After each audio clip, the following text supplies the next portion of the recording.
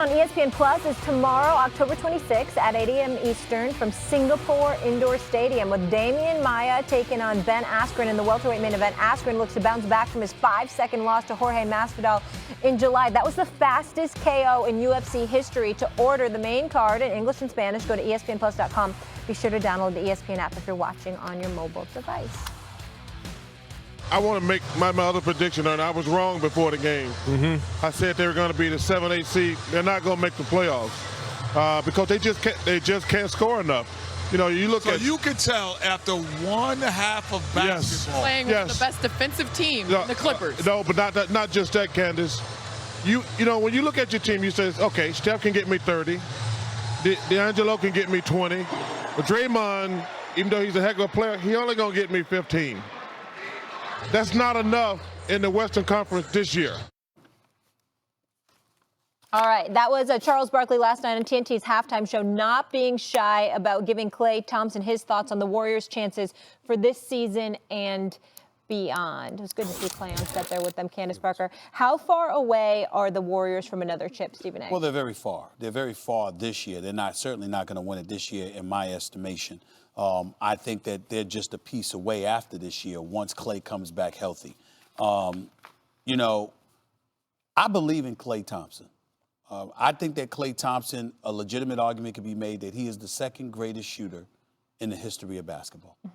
And I think in terms of spot-up shooting ability, he might be number one.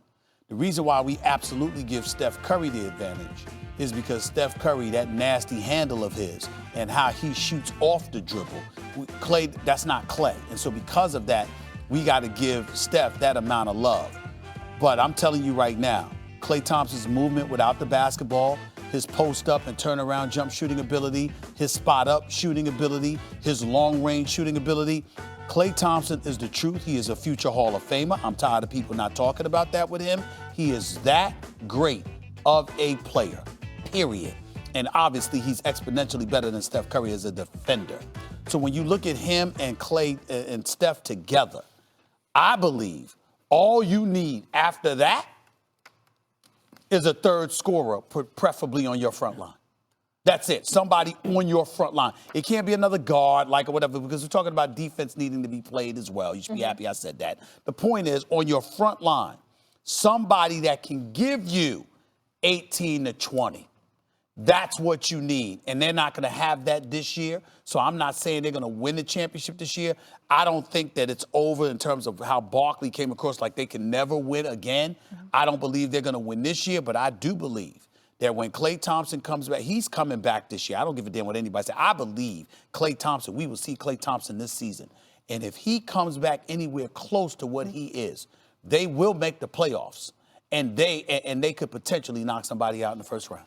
Right, but they have zero chance to win a championship this year. If Charles Barkley is talking about this year, of course, who thinks they have a chance to win a championship other than the guys in the locker room and even them? Forget that. Yeah. Going forward, their championship window isn't closed. What is the identity of the Warriors? I always say it when you boil it down to one person. Draymond? It's Steph Curry. Two people, if you expand it a little bit, it's Draymond Green, Steph Curry and Draymond Green. His pick and roll partner, the guy who allows him to play 5 out, the dive on the floor for the loose balls guy, everything. The guy who plays big in the playoffs. If you expand it a little more, his Splash Brother partner, Klay Thompson. Stephen A. is right. He's one of the greatest shooters of all time. He's capable of getting hotter. He gets hotter than any player who ever lived. No player who ever lived gets as hot as Klay Thompson. But now expand it out one more, okay? Who is it? You know what the fourth piece was, and it always was? Iguodala. Iguodala. Think of how hard it is to find a guy like this. An elite perimeter defender. A guy who can play point if you need him to, and dribble and pass and all those things. Get his own shot if you need him to. A guy who hits big shots, and an unselfish player willing to do whatever you ask of him, who can finish at the rim, everything, but also will come off the bench, will start, will take the other team's best player, like when Iguodala won Finals MVP the way Kawhi did for the defense he played on LeBron. Iguodala is a hard piece to find, and he was a real core component. Like the Yankees dynasties of the 90s, they used to say the core four. Really, it was 5 with Bernie Williams. The core 4 of the Warriors: Steph, Draymond, Klay, Iguodala. So how do you replace Iguodala? I don't know that you need frontline production, although I understand why you say that. It's a route you could go. You need to draft or find, I doubt you can find it in one player. I think it's going to have to be two players who do this. A vicious defender, team defender who can also defend on the ball. And then you also need to find scoring somewhere else, maybe on your front line. If you, and those two pieces aren't impossible to find. You don't need them to be at all-star caliber. You need to be at competent caliber in order to complement Steph, Clay, and Dre, or Steph, Dre, and Clay in that order. I think they do that. They're a competently run organization. I believe this core wins another championship together before it's all over. I don't think the window's closed. Well, you agree with me. The window's not closed. That's right. This year, there's no window. Yeah, I didn't say there was a window this year. Wall. But you were talking about you need to see a third guy step up. Who do you think that is? Is it No, I'm someone saying they that I don't currently think they have have on it the yet. roster, or they need to get I someone? wasn't saying they need a third guy to step up. I was saying they need a third scorer, you know, and it can't be D'Angelo Russell. And I'm not saying he can't score. I'm saying that you need somebody from the forward spot that could do. It wasn't just that KD was prolific. It was that KD could guard a 3, he could guard a 4 as well. You need some help on the interior defensively because you got to remember the Clippers shot 63% from the field last night. These brothers were making shots. They hit 50 of their 80 shots. Bunch of young players they're playing But against. it's just a bunch of young players and what have you. That's the point. So you got to get better defensively. We underestimated the potency of the Golden State Warriors defensively over the last 5 years. They could truly, truly amp it up. Iguodala, Livingston, whether it was Jaja Pachulia, Andrew Bogut before that, with Draymond, with Clay, with KD. Steph. You don't have any of that right now. KD, one of the reasons KD was so great for them, and it didn't have to be KD. They would have destroyed everyone had they gotten Paul George or another just excellent two-way wing. It didn't have to be KD to do it. One of the reasons they needed that, though, was because Iguodala was aging. So people forget how good he was at the start of the run. As time went on, he still was an excellent player, but not quite what he was. And so having KD obviously covered that up and then some.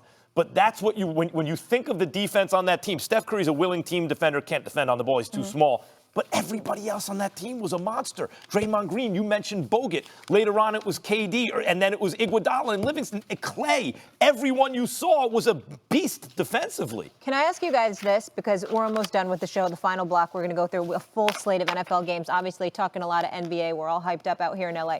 But of the 3 California teams, we're going Warriors, Clippers, Lakers. Was it, well... In Sacramento. Yeah, no, I'm just talking about, because those are the teams we've really been talking about.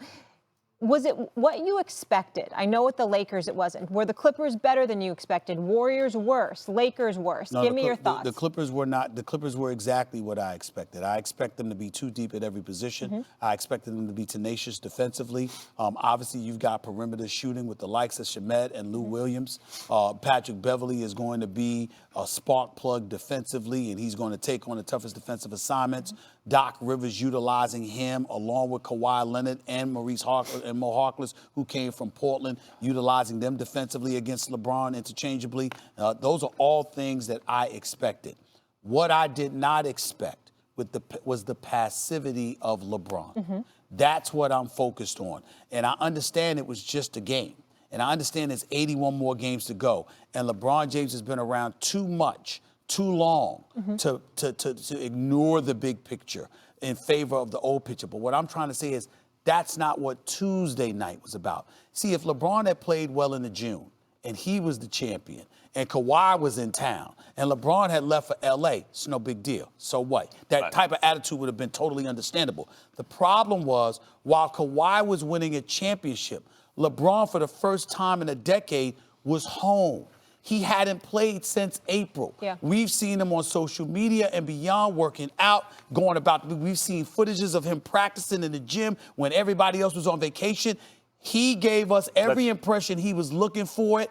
And then when the moment arrived and this brother is in your town, ready to take over, you were like, so what? Which gave credence to your thoughts about it's a business decision. All 3 teams, was it what you expected? Yes, but mainly the Clippers. When I say a fish rots from the head down, let's look at every level of the Clippers. Okay. How's Ballmer as an owner, Stephen A? Do the players have everything they need? Yes, everything. Does he care about it Yes, and he everything? does. How is Jerry West as an executive? The Elite. Greatest of all time. Elite. How is Doc Rivers as a coach? Elite. A Hall of Fame coach who's a championship caliber coach. How is Kawhi Leonard as your best player? How about Paul George as your second best player? What are you looking for after that? A glue guy who plays defense and can hit a shot? Patrick Beverley. It doesn't get better than that. How's your bench? How's your sixth man? Lou Williams? That's the best in the game. How about your depth? You said they go too deep at every position. That is a franchise. Yeah. And the story and they have to Ty me. Lue. By the way, Ty Lue, when Who the knows Lakers, LeBron the so Lakers well, yeah. punted on Ty Yeah. Lue, the Clippers said thank you very much and returned it for a touchdown. Well, you put it that way. What makes it worse is that they knew that's exactly what the Clippers were going to do because everybody in the NBA knows how close Doc Rivers and Ty Lue are. Mm-hmm. That's like a protege of his. That everybody knows that. It was very predictable where Ty Lue was going to end But up. again, because it's another Doc advantage. Rivers. Yeah, another advantage there. All right, when we come back, we're going to talk a little football. How about them Cowboys, Stephen A? We haven't mentioned them, it feels like, all week.